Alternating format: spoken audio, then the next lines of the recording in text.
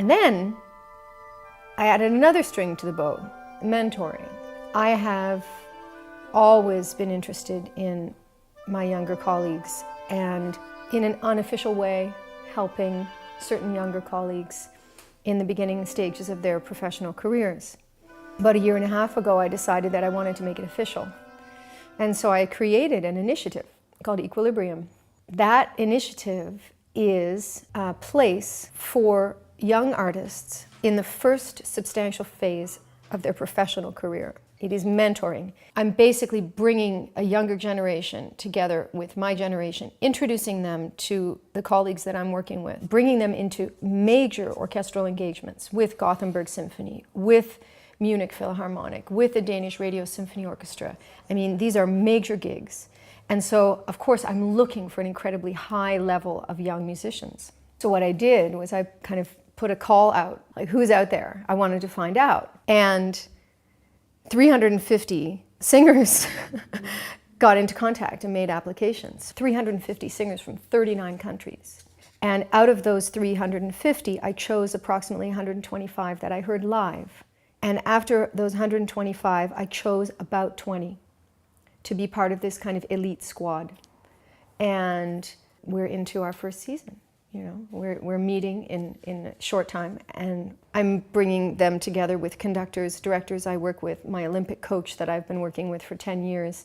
All kinds of different people are coming in and out. And I've always been interested in sports psychology, in its relation to performance, optimal performance, peak performance, fine-tuning our mental approach to how we are able to be of service at our best in the music. It's funny because in music we play. We use the word play. So just like in sport, you play a sport. Going out in public and showing your DNA is very intense. It's very, very intimate communication. And so I had gotten involved in sports psychology, and about 10 years ago I met a woman named Jackie Reardon. She was working with professional tennis players, with the Dutch Olympic teams in field hockey and archery. She had a certain mindset, literally. She wrote a book called Mindset, which I connected to, and she connected to me, and we've been helping each other. We've been collaborating for quite a long time. And she has this concept which she's kind of narrowed down to 2 words, friendly eyes. And it sounds so simple, like friendly eyes, but I tell you, under pressure, to have friendly eyes, under pressure of performance, that's an incredible challenge, and it's a beautiful challenge. And when one is able to incorporate this concept and make it part of our being as givers, you know, we are giving the music, we are serving the music. We can, I think, we really go to a much more vulnerable place, a much more beautiful place than when we have closed-minded concept. So it takes a lot of courage, actually. It's about developing the skills to have not only a successful but a satisfying professional career. And I think anyone from any business in any field knows that those first years, 7, 8 years, from when you finished school and you're in your first job, those first years are tough for doctors, for business people, anybody in any field. It's intense. You're getting your feet wet, you're making a lot of mistakes, you're trying not to screw up, and there's a lot of anxiety. And for professional musicians who are freelancers, it's, you know, imagine, like, all of a sudden you're out on the road, you're alone, you're working with people you don't know, every week is different, and you hope that you're going to get hired back. You're going from gig to gig, you're trying to make enough money to pay the bills so that you can do your next gig, et cetera, et cetera. It's amazing. And the interpersonal skills that we need to develop are not really taught in school. There's no time.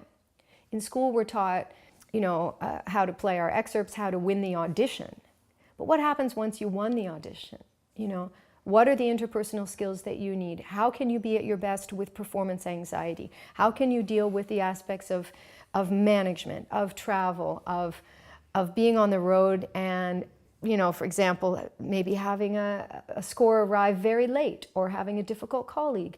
You don't want to cancel. You want to stay in there. So how can you stay in there and be satisfied and enjoy it? Because that reads to the audience. How can you keep your discipline super high?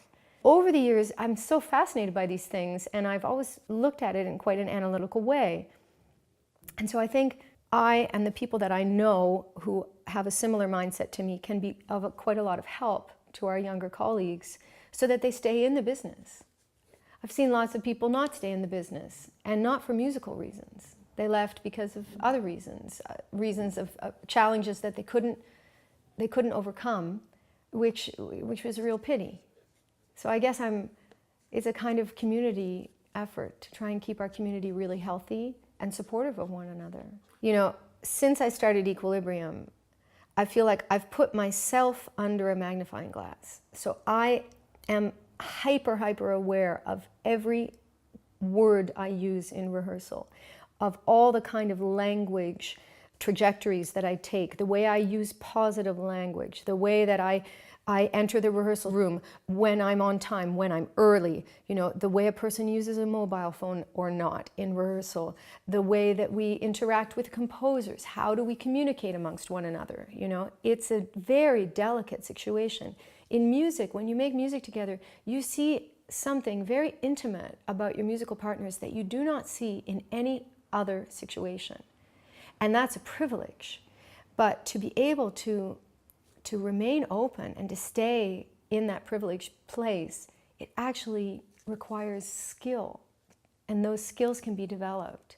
And that's something, that's something that I feel is so important so that we can be in service of the music. So it's all mixed in. It's not that I separate interpersonal skills or I separate technique or I separate, use of language. No, it's everything all the time. And that's the kind of musician that I am as well. It's everything all the time. 7 of the Equilibrium artists are going to be in Ojai. I'm super excited. The singers are from Australia, Greece, Guadeloupe, Wales, Cuba, Singapore, Ireland, and I'm missing one. Oh, England. So it's an incredible array of young musicians. And like I said, because I chose the first season Equilibrium team from 350, the level is super high. These are singers some of whom are already singing with London Symphony, with Berlin Philharmonic, with Sasha Waltz Dance Company, with Jordi Savall. The level is amazing, and they're in the first substantial phase of their career.